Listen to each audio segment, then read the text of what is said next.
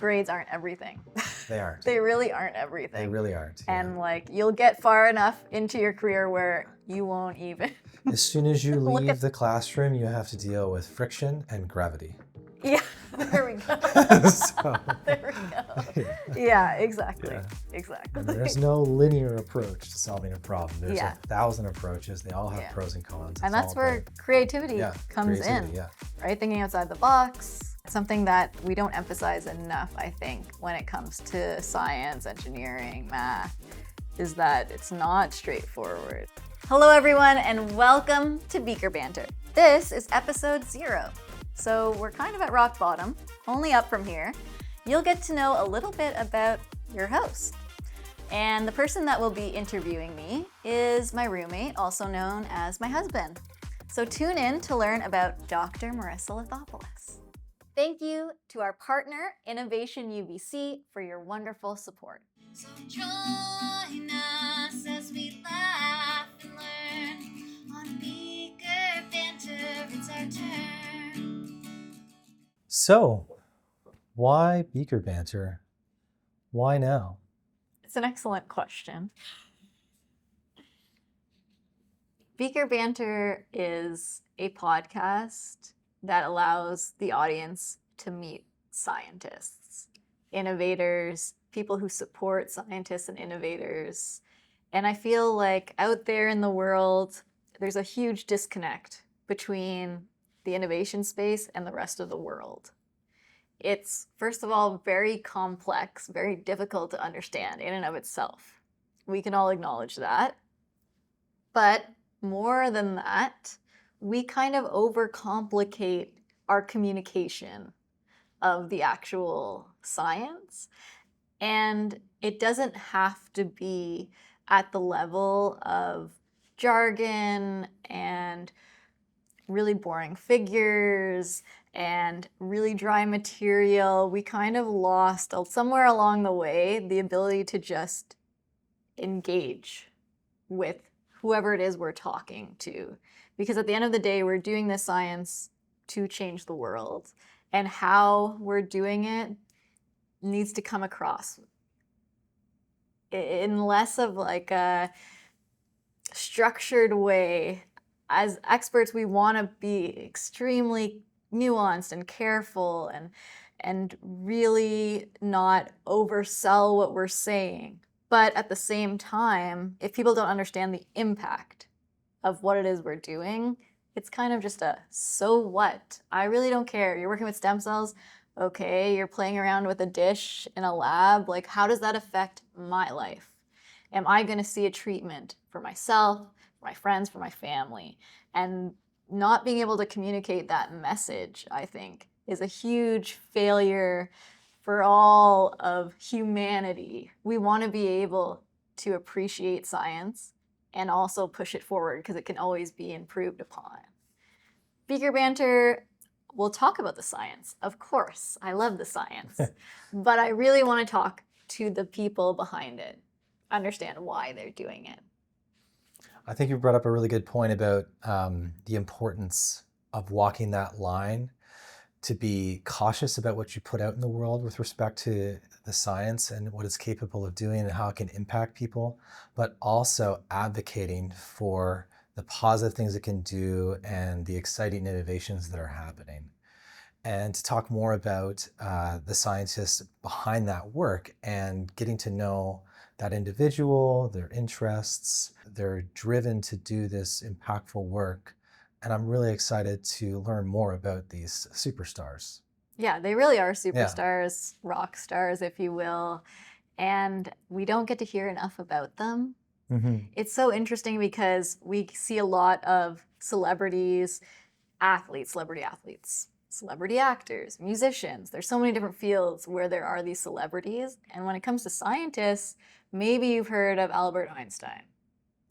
Right? Yeah. The really, really famous scientists. But the everyday career scientists, a lot of people don't know them.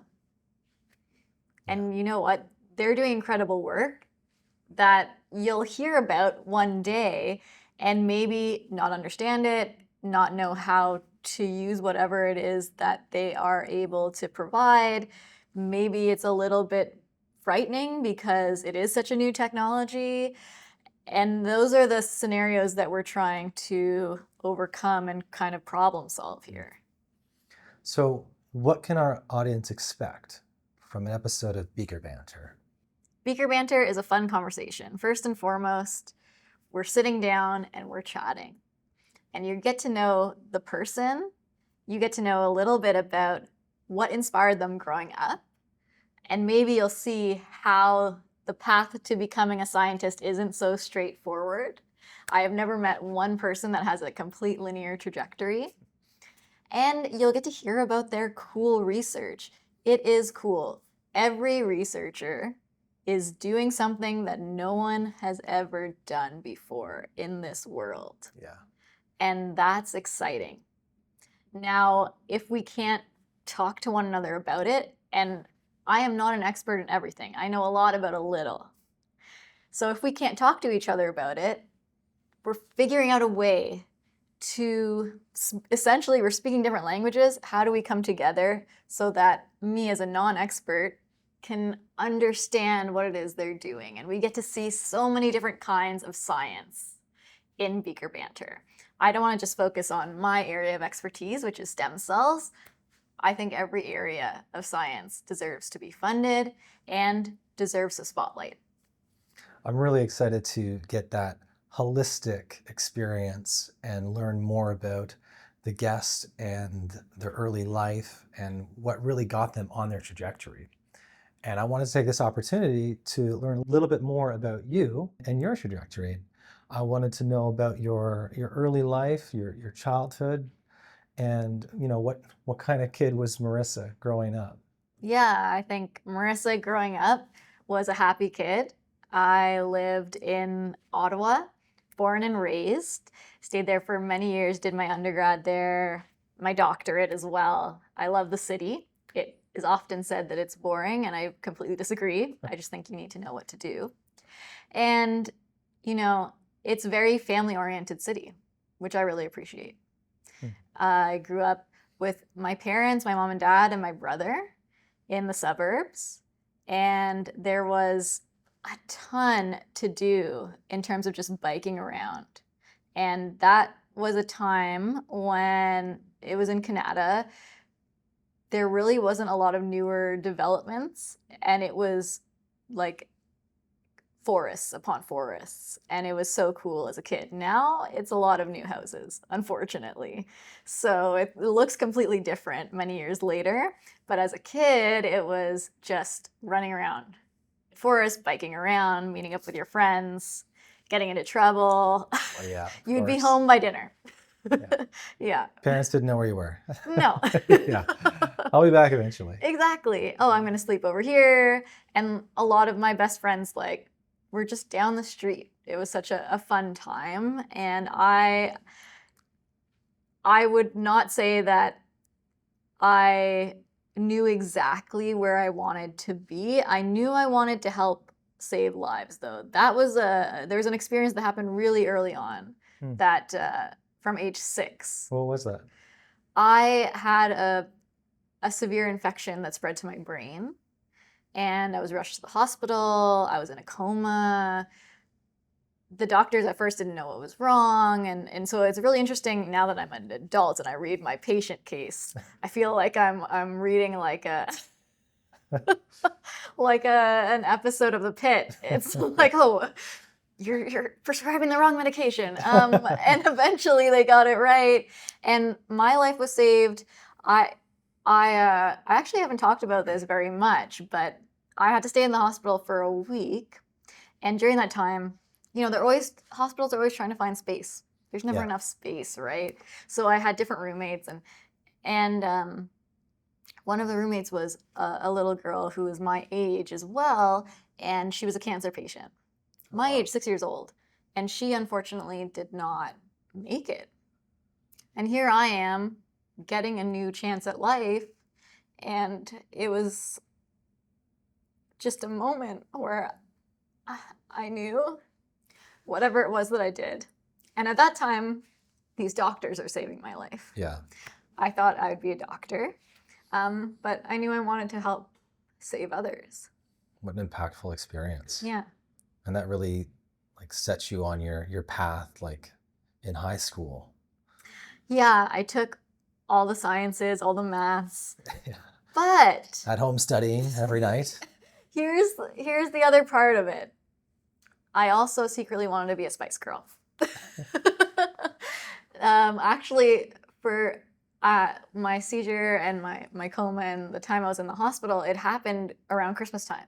And that Christmas, I got the full Spice Girl doll set. And so I was like, I'm going to be a Spice Girl / doctor when Spice I grow Girl up. MD. Exactly, Yeah. exactly. And it's kind of funny because it continued, like that idea of performing and being able to connect to other people through storytelling. That was something that I also fell in love with really young. I went to drama school in the summer. I was, trying to be part of plays, and it was such an important part also of my high school time was performing. I was a rhythmic gymnast, provincial level. Wow. And our school play was Romeo and Juliet. We did it Cirque du Soleil themed, inspired based off of rhythmic gymnastics. And it's really important to, like I said, connect with a story and being able to convey a narrative to others instead of just speaking. I mean, a lot of the topics that we have to talk about in science are really difficult. Yeah. Really, really difficult. And instead of just straight up saying it bluntly, there are other ways that we can communicate those messages so that they can be received by everyone. Such a full early life with managing all these performative activities and what I can only assume was a pretty demanding academic schedule to go with. Yeah, I just remember I was always lugging around my huge backpack. It would be school, and then there's probably some sort of practice at school. Maybe it was for the play, maybe it was a sports team. And then I'd take my books and lug them home, do several hours of reading and writing. Then I'd be off to the gym for gymnastics, 2, 3, 4 hours there, then home, bed, started again. That was it. But I loved it. I absolutely loved it. And another thing about high school that I really loved is that no one was really saying you can't be anything. I never received that message. It was always lots of opportunity. Lots of opportunity. World's your own. Yeah, exactly. Yeah. Did you get that from some supportive teachers or just your family network, or where was that message really kind of coming from at that time? Yeah, I think my parents have been huge supporters of what I do. Like, my dad dropped me off to gymnastics, rolled out the gymnastics carpets, rolled them back up, came to all the performances. My mom helped host and MC competitions. My parents were always around supporting me. That's wonderful. And they also fully told me, you can, whatever you put your mind to, you can do that. And then I had some really awesome teachers. And here's where mentorship really comes into play. My coaches were very important role models growing up. How did you take that type of message from the more performative activities in gymnastics and kind of carry that with you in your early scientific career? Because I believe you went to school in Ottawa for your undergraduate degree as well, right? Yeah, I did. And, it's interesting because I feel like they always have the saying, you can't do it all right at the same time. It's really difficult. There's only 24 hours in a day. Of course, you can't do all of the different maybe passions that you have in your life at the same time. I tried to do as many as I could, though. Yeah. Really push the limits with that one. And, I think it's still a balancing act, though. There was times where gymnastics really heavily was a part of my life, and times where I had to actually not be a gymnast myself, not coach, and focus more on my academics, because I knew it was a really critical time, and I did not have the bandwidth to do everything.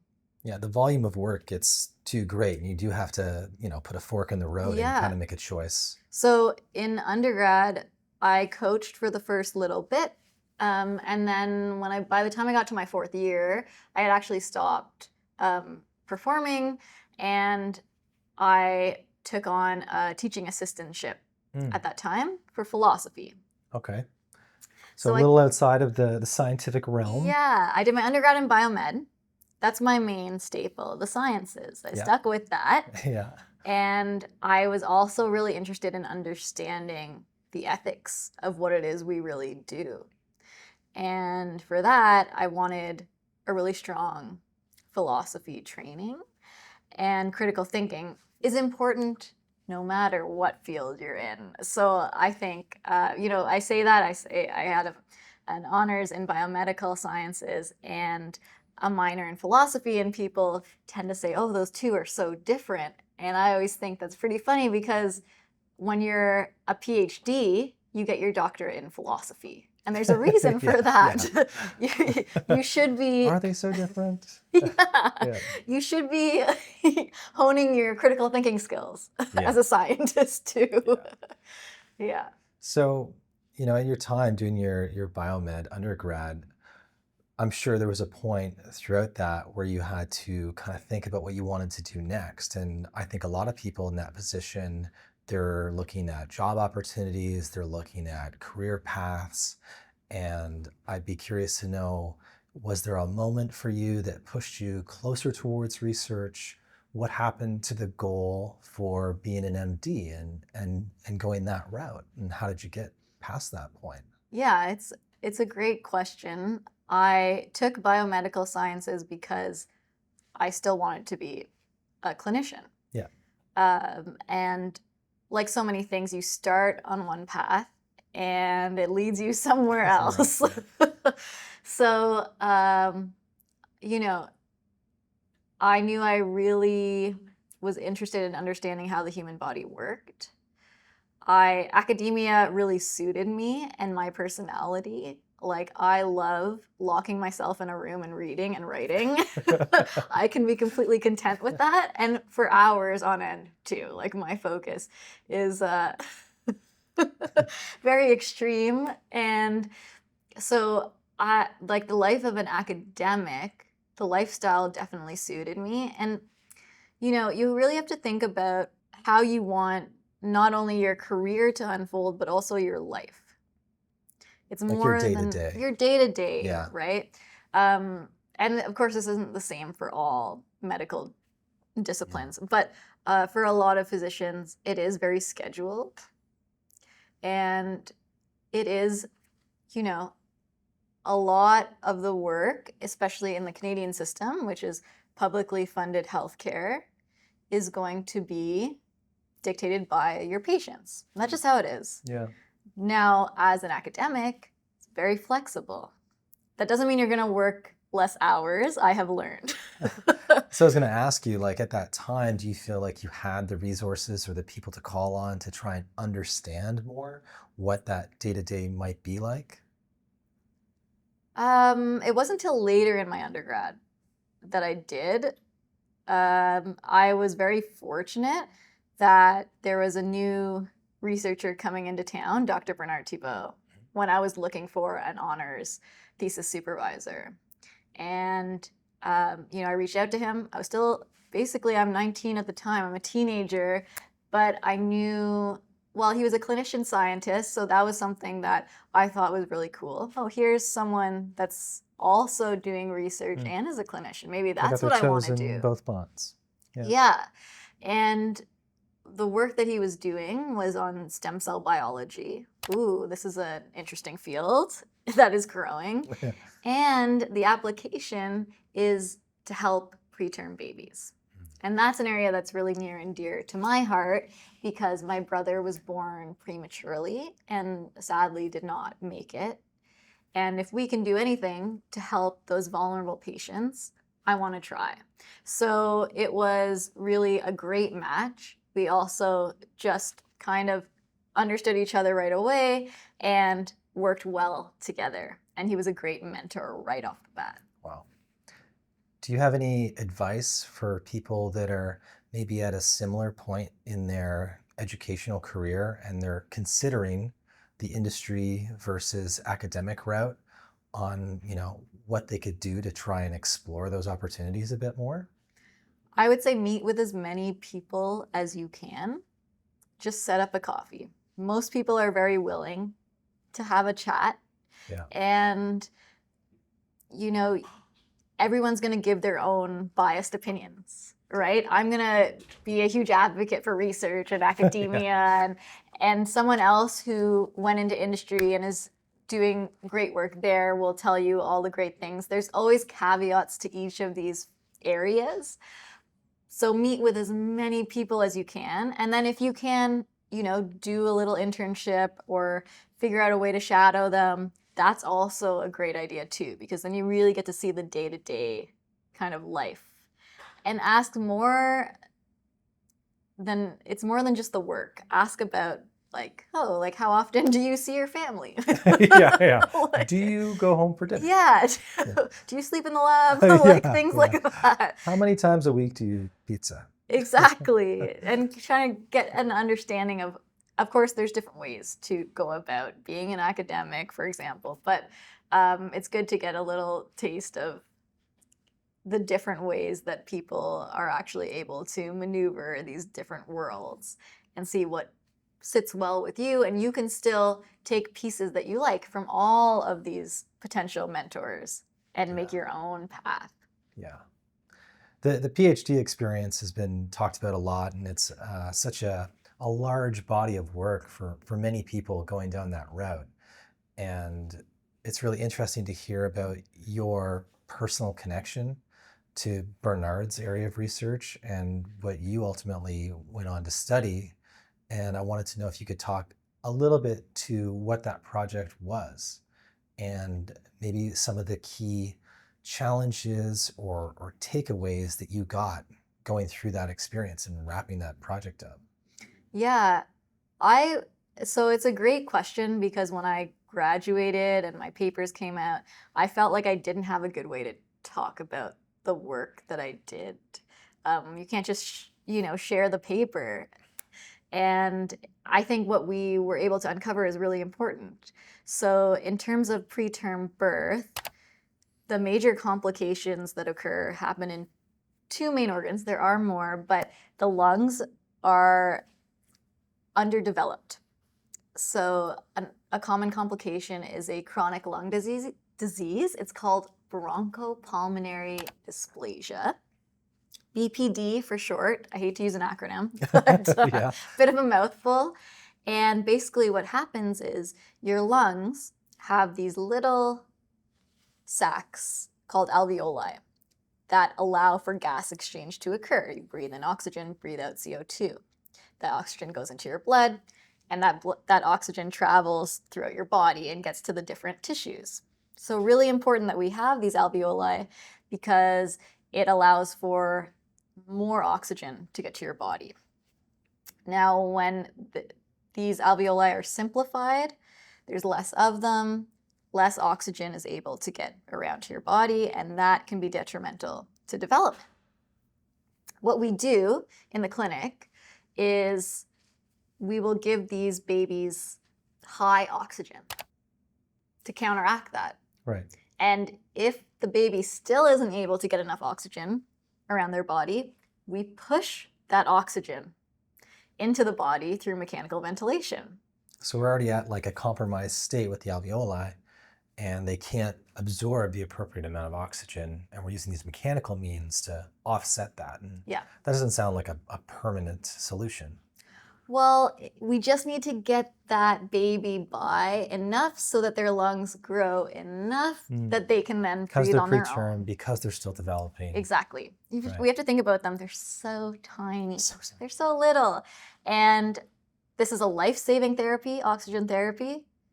It can also cause complications, right? And the complication is this chronic lung disease, unfortunately. So their alveoli will remain not as simplified, but more simplified than peers who did not undergo this treatment. And what we can try and do is give steroids, actually, to speed up lung development. But the steroids are very bad for the brain. So I was really interested. Bernard's lab is a lung biology lab, but I was interested in what was happening in terms of neurodevelopment. We're seeing complications arise where there's hearing problems, vision problems, motor problems, and cognitive impairment. Why? Why is this happening? And that link between the lungs and the brain was very unclear. And that was my mission going into my PhD. And it's interesting because it's a pretty big mission to have as a student. It sounds like a grand goal. And when you also say the lab was working on, therapy from umbilical cord cells. The stem cells. Yes, to treat these complications. And I also said, well, I'm going to use these stem cells and I'm going to help these complications as well, the lungs and the brain. So why the umbilical cord stem cells? Yeah, it's a great question. Umbilical cords, those stem cells, well, first off, if the mom agrees and gives consent, then we can use those umbilical cords. And those cells can actually be used for any patient. It doesn't have to be that baby's umbilical cord. We're still understanding why that's the case. It's somewhat universal. Yes, Patient exactly. Exactly. So we need consent, and then we can acquire those cells, and they're young cells. So they tend to be able to function at higher levels compared to maybe you isolate these types of cells from the bone marrow of an adult. Well, it's not going to be able to divide at the same level as these young umbilical cord cells. So actually like a direct link in the performance of the cells based on their age. Yes, and there's more research being done, and maybe we'll find ways to make the adult ones better at being therapeutic. Yeah. But right now, the umbilical cord ones at the time and currently are superior. And what we did was not only use the cells, but we used what the cells were actually providing to their environment. So when the cells are in a dish, they're going to communicate to one another. Those signals we can collect, and we can use those signals as a treatment as well. I see. And from a standpoint of impact, I think it's interesting to talk about how long some of these things can take and trying to understand when they're actually going to play a part in people's lives. Can you talk a little bit about where this research really started from its origins, from a timeline perspective, and where it is today?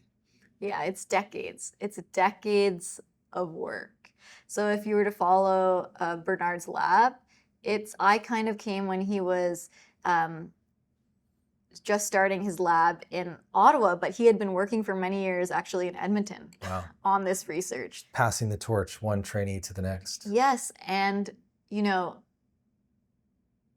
it has taken many, many years in Ottawa to get this therapy to clinical trials, too. It's a biological, so it's really difficult to, first of all, understand the safety and the efficacy involved, and then to make sure that it can be transferred and safely administered to humans is a whole other area of expertise. So that's where the Ottawa Hospital has been really great, because they have a huge team of different experts that can bring a therapy from the lab bench to the bedside, and understanding what are the regulations that are involved in that process, how do you design the clinical trials. All of these areas have their own experts that can help and facilitate this and get the therapy to patients, which is the ultimate goal. Now presenting science on the street. Hello. How's it going? Good, good. How are you? I'm good, thanks. What is that? I'm a neuroscientist. Just want to talk to people about science. Fair enough. I'd love to. I love science, but we gotta catch a bus. Okay. What's the topic about? I'm starting a podcast on science. If you want to give it a scan. Shit, I'd love to. That's my website. It'll be out Are you next UBC? month. Yeah. Great. Yeah. What's your name? Marissa I can see that. There we go, Dr. Marissa Lithopoulos. Lithopoulos. Yeah. Excellent. Well done. Thank you. Great Appreciate idea. it. Looks like fun. Thanks. See you. Are you a scientist? I am a neuroscientist. I do stem cell research, so I look at the brain stem cells. Right. There are over how many different species of sunflowers? Sunflowers? Different types of species? Yeah, of sunflowers. How many different types of sunflowers are there? Maybe like, I don't know, 200? I don't know. It's a fair guess. I thought it was like 50. 50. Come on now. Right there. You have such an interesting CV, if you will. You have the scientific aspect. We talked about the performative activities you did growing up, and we know you have some music posted out on Spotify and some stand-up comedian shows that you've done. And I'm really curious how you take something like scientific research, which you would think from the outside is very precise, very calculated, and very accurate, but it's also in this area of completely unknown. You don't know what it is. And I'm curious on your take on the artistic or creative side of your background and how you apply it to this field that could be perceived as somewhat, rigorous and jaded at times. Yeah. I think there are aspects of science that are of course, and they need to be rigorous when it comes to actual experimental design, carrying out those experiments, and being careful with your analysis. But there's also many times where you can be creative in how you approach a problem when you are even analyzing how you think about how am I going to show evidence for support of my hypothesis. There are normally many ways to go about doing it. And so that is where maybe there's a gold standard in the field and maybe there isn't. And it's up to you as the scientist to kind of maneuver that and figure out, okay, how can I show this? And maybe you will actually disprove your hypothesis and you were wrong. But if you were rigorous in the methods, that's okay. It's just a new finding that you have to then figure out and keep going. And if you're on an area where it is new and no one has done it before, then more questions are going to naturally arise and keep going. And that's how you know you're in a good area, because it'll keep pushing you forward. You'll say, oh, that's cool. Now let me try this. Oh, why is that coming up? And it'll keep going. And so I think although the scientific method has these sort of steps that we're used to, you observe the world, you make a hypothesis, you develop your experimental design to test that hypothesis. There's no roadmap for how you go about doing that. Now we can look to the literature, see how other labs are doing it. But, and we haven't really touched upon this between you and I on the podcast, there's a lot of challenges associated with how we publish science and communicate to one another. Yeah. So it's not necessarily a clear roadmap either to look to others. Well, going back to accessibility and, trying to bring these innovations to a wider audience, one thing that always comes to mind is word counts on a paper. And then you have all these various niches of research with their own lingo and their own specific terms, trying to stay under the word count, which I'm sure really helps with comprehension. Yeah, exactly. I always find word count pretty funny when it's a Yeah. digital product. Right. Yeah. No color. That's an extra $1,000. Yeah, exactly. It's sort of why would you do that? Now, that being said, don't go on and on and on to the point where no one wants to read something. Yeah. But Yeah. certainly when people are trying to repeat your experiment, it's helpful when things are descriptive. Yeah. I really like what you had to say about, focusing on getting mentorship kind of outside the realm of the specific program you're in or stage of career you're in. And how do you go about that? How have you been successful doing that? I think that mentorship can be hard to come by, and I totally agree. It's super impactful and important to get that sounding board when you're doing big life decisions. Yeah, and my philosophy is that you don't rise to the level of your goals, you fall to the level of your systems. And that's from James Clear in Atomic Habits. And I think it works in life as it does in science. You need to set up the right systems for success and look for mentors that can help you do that. Academia can be great because it pairs you with a supervisor. But as we've heard in interviews, just because someone's your supervisor doesn't mean that they're your mentor. And so that relationship is really important. And I would encourage students to also seek other mentors. You're going to find a path that really inspires you and feels comfortable for you as you go along. You're not going to get it right every time with every person that you mentor. And there's a learning to happen there. It's a skill to build. And I feel like sometimes we forget that. It's not something you just get taught. Yeah. You get taught all of these skills throughout your career very explicitly. And then at some point, in most professions, you just happen to become in charge. Yeah. In some capacity and are expected to have this toolkit developed out of thin air. Yeah, like somehow it doesn't you'll really make sense. figure it out. Yeah. And yeah, you can try, but I think if you're more intentional with your mentorship and leadership, that's a better strategy. Yeah. Having a philosophy in place, checking in with one another. I can't say that enough. The check-in. Yeah. Like, people want to be seen. And maybe you're having a bad day. Maybe it's a great day. But just slowing down. Hey, Andrew. Just want to check in with you today.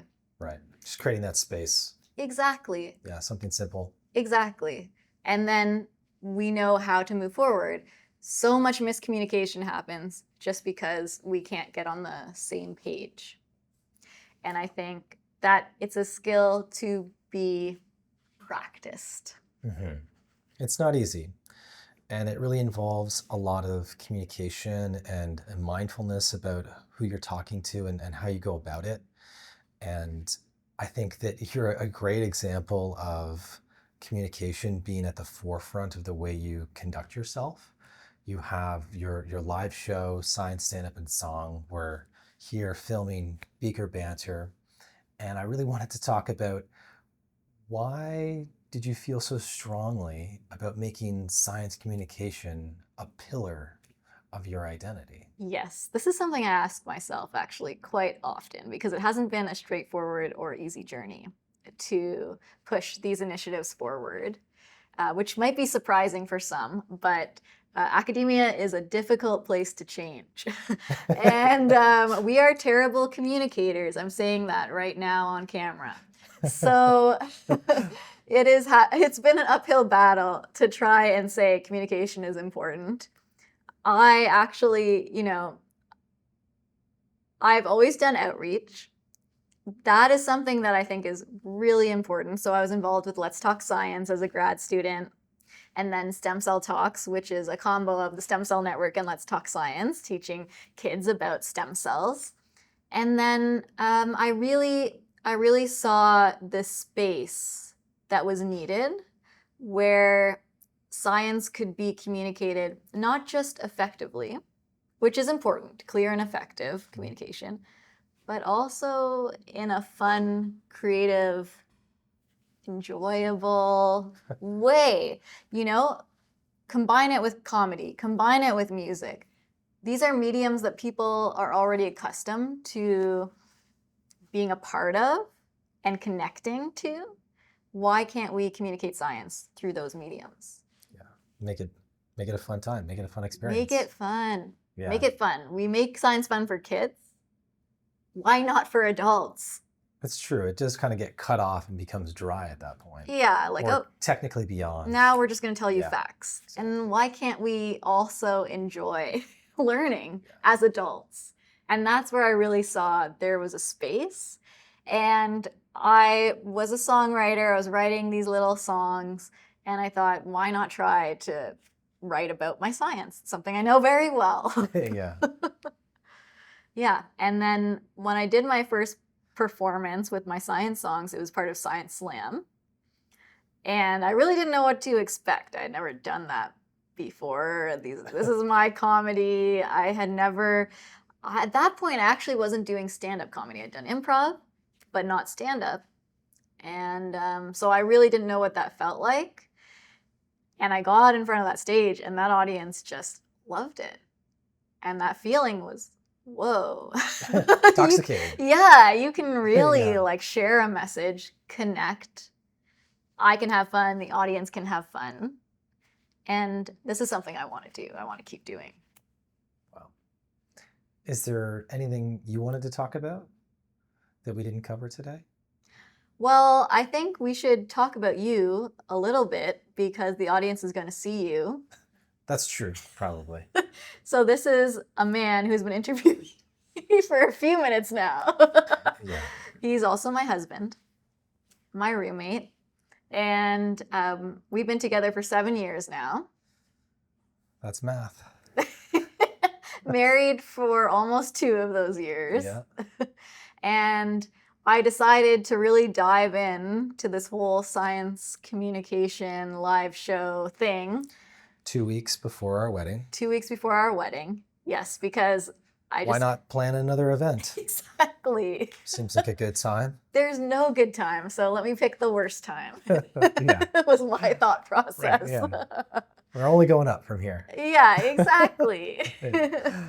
And you very graciously have been a part of this journey. You haven't missed a beat, which I really appreciate. I'm just happy to be here. You are also a STEM professional. I am, yes. I'm a mechatronics engineer and I build automation equipment. Can you break that down? Yeah, so basically mechatronics is the synergy between mechanical, electrical, and controls engineering. So you're going to have elements of mechanical design, whether it's mechanisms or full-blown pieces of machinery, and then the electrical component to drive the various sensing devices or motors associated with that equipment, and then the control side. How does it all come together and function from a sequential standpoint to produce a product, perform a process, or whatever you're looking to do with it? Okay, so it can be applied to many different It's a very areas. broad thing. Yeah, it can be applied to a variety of disciplines, and basically, anything here in front of us was probably touched by some form of automation, like these beakers we have, the equipment used to film the podcast, the clothes we're wearing. It's all touched some level of automation. Yeah. And what made you want to go into engineering? Yeah, I thought I was going to be an architect.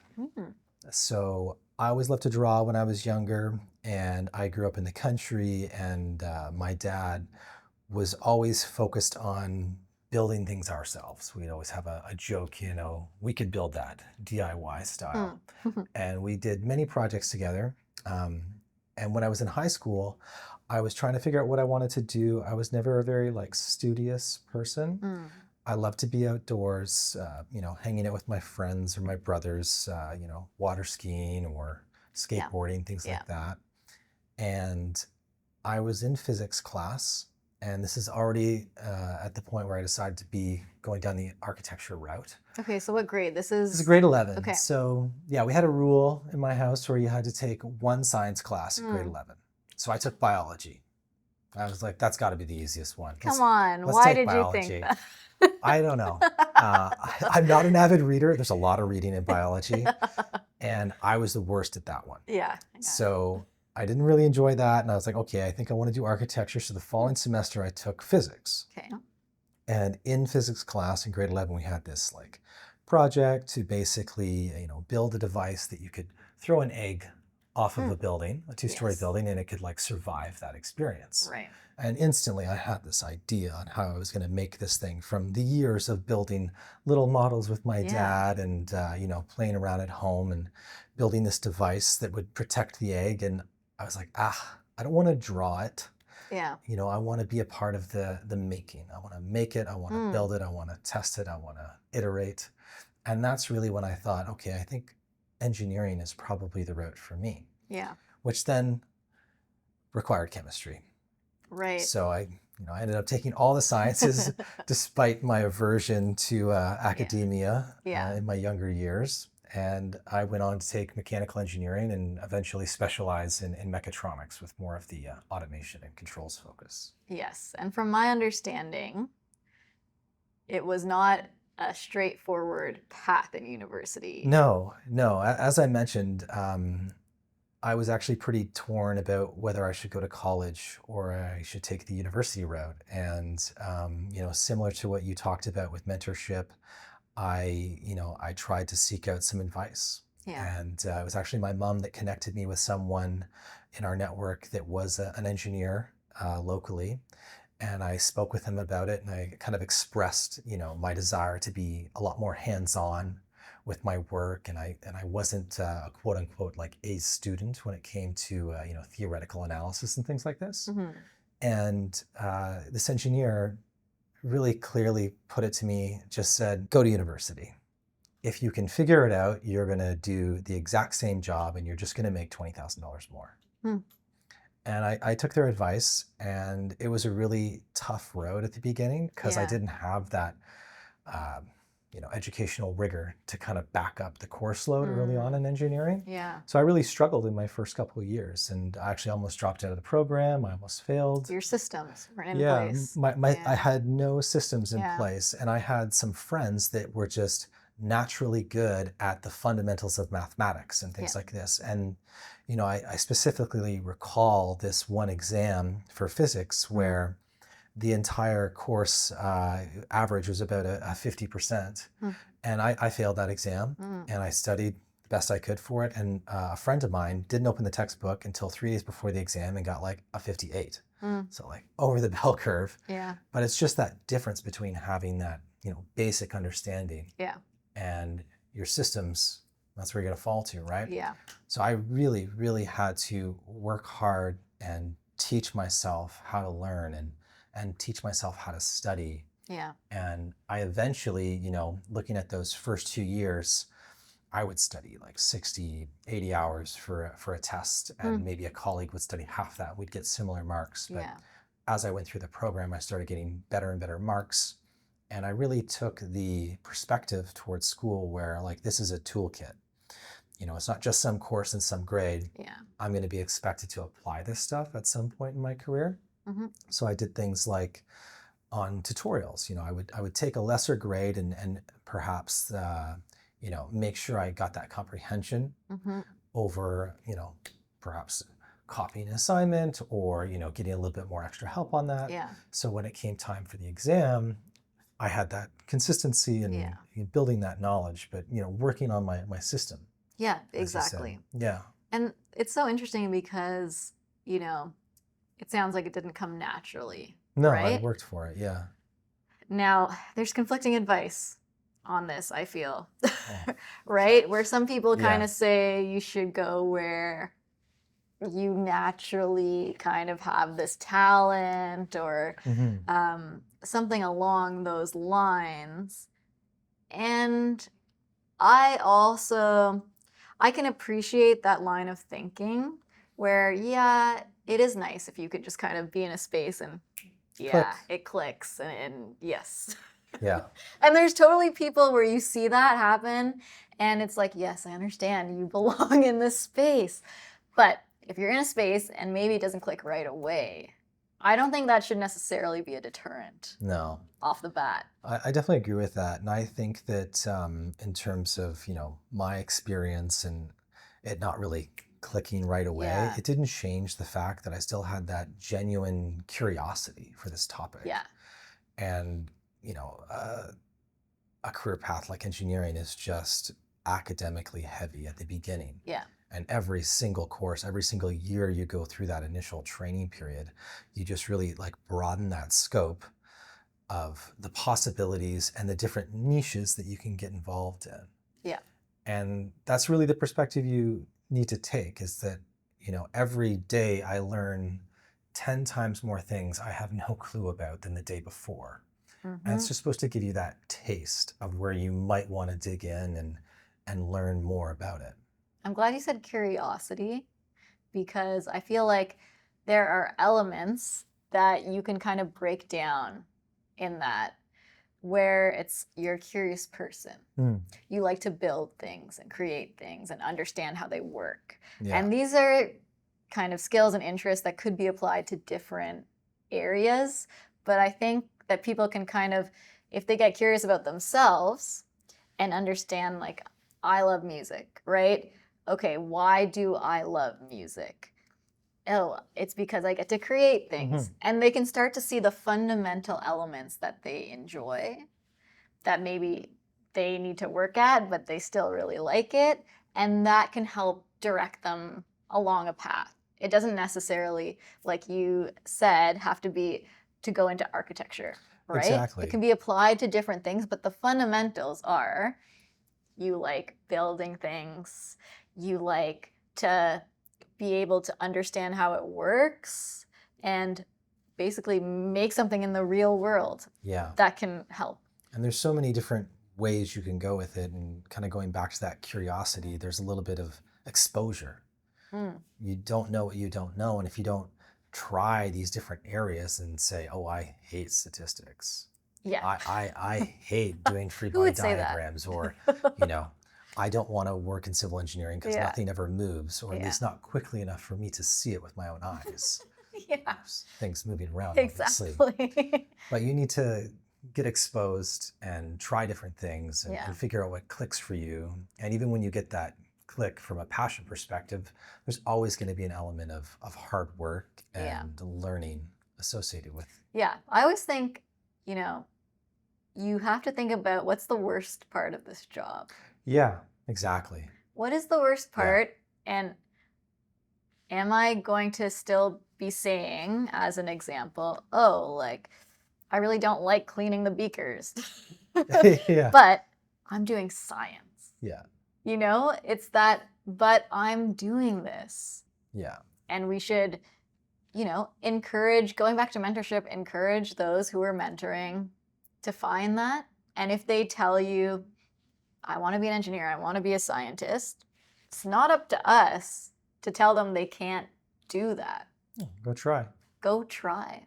Yeah. Yeah. My first year, I failed 2 classes, I think. And I remember going back to the profs, asking them, I was going to drop out of engineering altogether because I was already like, ooh, this is too much for me. And I went to one of the classes and they just marked my exam wrong. And I ended up getting a sufficient grade to pass and continue. Wow. But I was like, if I didn't go to that prof's office and just poke at what I actually ended up, getting on my exam, I might have done something completely different with my life. Here's another lesson for the kids out there. Always follow up.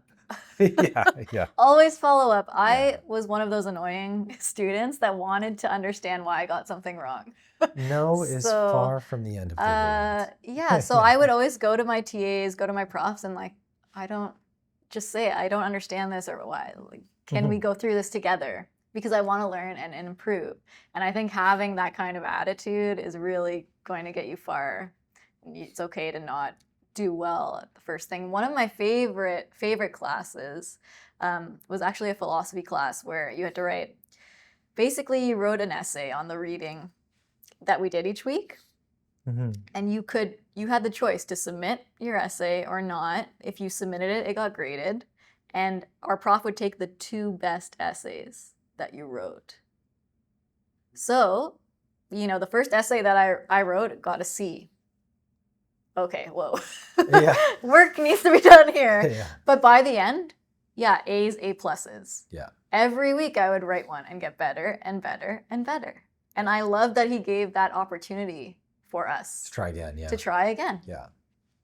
Yeah. 'Cause you don't know where it's going to go. You don't know where it's going to You don't know. You don't know. So I think, And getting comfortable with that, like, area of failure and Yeah. perseverance, and not seeing it as like the end of the road. yeah. And just so we say this, grades aren't everything. They aren't. They really aren't everything. They really aren't. Yeah. And like, you'll get far enough into your career where you won't even. As soon as you Look leave at- the classroom, you have to deal with friction and gravity. Yeah, there we go. So- There we go. Yeah, exactly. Yeah. Exactly. And there's no linear approach to solving a problem. There's Yeah. 1,000 approaches. They all have Yeah. pros and cons. And It's that's all where about- creativity comes creativity, in, Yeah. right? Thinking outside the box. And yeah, it's something that we don't emphasize enough, I think, when it comes to science, engineering, math, is that it's not straightforward. Yeah. Exactly. Yeah. That's our show. Thank you so much for tuning in to Beaker Banter. Remember to like and subscribe for the latest updates. We can't wait to bring you the next episode. Until next time, dream big, love fiercely, laugh often, and sparkle. Oh, hello, and welcome to the show. This is a science podcast. Didn't you know? We talk about our stories and our lives, full of discoveries, excitement, and strides. We fail often, but it's part of the role, keeping our minds on the go. Help the world, we're gonna help the world. It's our oyster and knowledge is our pearl. So join us as we laugh and learn on Beaker Banter. It's our turn to tell the world what should be taught in school, that science is, dare we say, cool. Hi, I'm Dr. Marissa Lithopoulos, and this is Masterclass. No, it's not. Hi, I'm Dr. Marissa Lithopoulos, and this is my TED Talk. Hi. Hi, I'm Dr. Marissa Lithopoulos, and this is MTV Cribs. Mama, mama, mama, mama. Hi, I'm Dr. Marissa Lithopoulos, and this is a message from the Government of Canada. Mama, mama, mama, mama.